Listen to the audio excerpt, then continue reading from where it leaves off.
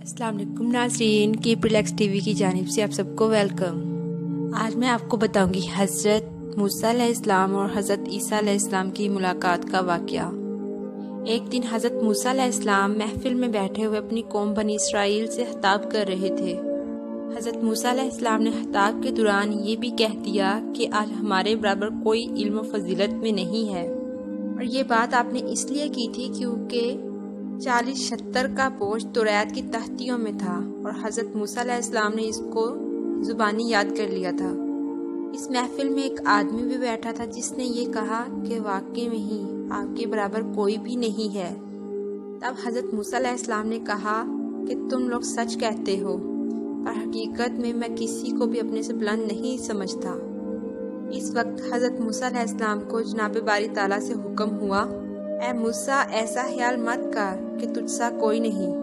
खबरदार, मेरे बंदों में तुझसे ज़्यादा इल्म है। तुझको क्या मालूम है कि मैंने किसको ज़्यादा इल्म दिया? देख, हल्क में एक नेक मेरा बंदा है जो कि मजमाउल बहरीन है। इससे जाकर मुलाकात कर, फिर देखते हैं ज़्यादा इल्म तुझे आता है या उसको आता है। फिर देखते हैं ज़्यादा इल्म तेरे पास है या उसके पास है। ये सुनते ही हज़रत मूसा अलैहिस्सलाम ने अर्ज़ की, ऐ खुदावंद, वो कौन है? इसको मुझे दिखा दे। तब अल्लाह ताला ने फरमाया, ऐ मूसा, मजमाउल बहरीन के करीब एक मैदान है, इसमें वो रहता है और ये हर एक गुमराह को राह दिखाता है। और मैंने इसको ये भी मौजज़ा दिया है कि वो जिंदा को मुर्दा और मुर्दा को जिंदा कर सकता है। इसके ज़िम्मे और भी दीगर काम हैं। अगर तू देखना चाहता है तो जा देख। बस हज़रत मूसा अलैहिस्सलाम ने सफ़र की तैयारी की। हज़रत मूसा अलैहिस्सलाम अपने साथ एक जवान को ले गए। हज़रत मूसा अलैहिस्सलाम और ये नौजवान अपने साथ एक नमकदार भुनी हुई मछली भी ले गए। जब नौजवान ने वज़ू करने के लिए अपनी ज़ंबील को दरिया के किनारे पर रखा तो एक कतरा पानी का इसकी उंगली से इस मछली पर गिर गया और वो मछली फौरन जिंदा हो गई। अब मछली ज़ंबील में से सुरंग बनाकर दरिया में चली गई। इस सारे माजरे का हज़रत मूसा अलैहिस्सलाम को नहीं मालूम था अभी तक। फिर दूसरे दिन फजर की नमाज पढ़ने के बाद वो जल्दी रवाना हो गए। जब हज़रत मूसा अलैहिस्सलाम को भूख लगी तो इसने नौजवान से कहा कि मुझे खाना दो। नौजवान ने कहा, मैं सोच रहा था कि इस वाक़े का जिक्र अनकरीब आपसे करूं कि वो मछली सुरंग लगाकर दरिया में चली गई है और ये बहुत ही ताज्जुब की बात है। तब हज़रत मूसा अलैहिस्सलाम ने कहा, ये वही जगह है जो हम चाहते थे। हज़रत मूसा अलैहिस्सलाम वापस अपने पाँव के निशान देखते हुए वापस उस जगह पर चले गए।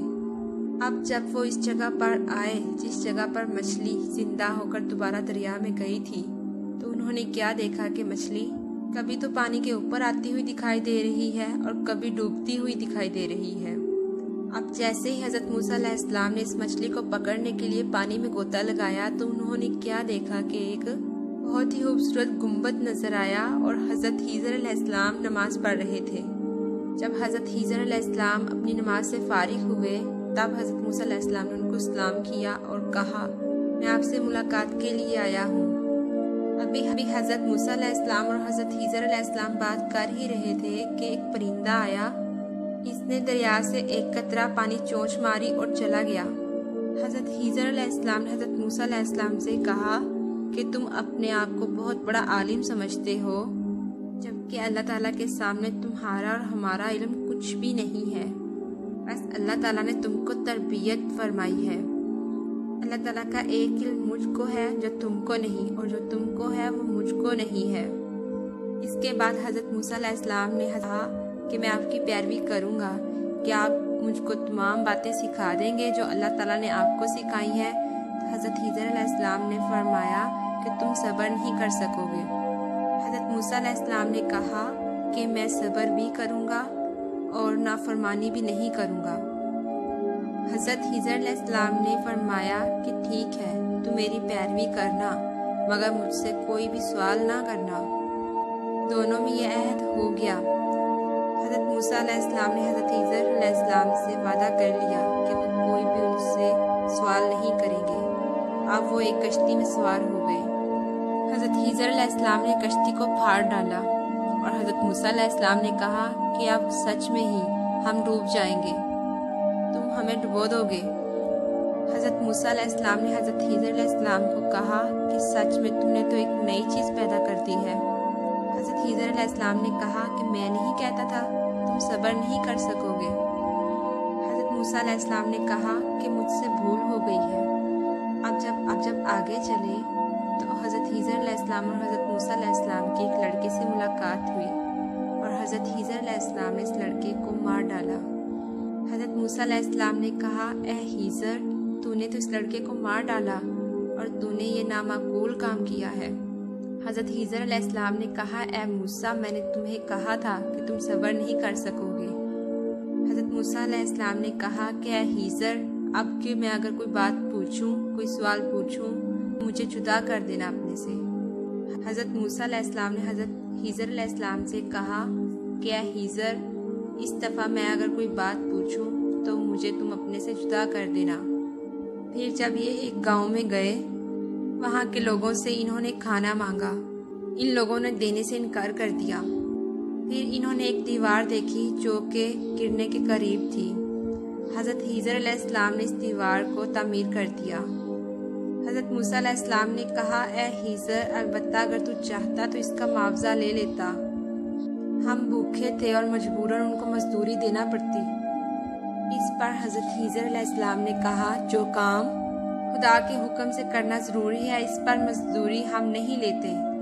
تب حضرت خضر علیہ السلام نے حضرت موسیٰ علیہ السلام سے کہا کہ تو نے اپنا عہد توڑ دیا ہے اور میں نے تجھے پہلے ہی کہا تھا کہ جو کام میں کروں گا تو مجھ سے مت پوچھنا۔ اب تم اور ہم جدا جدا ہوئے۔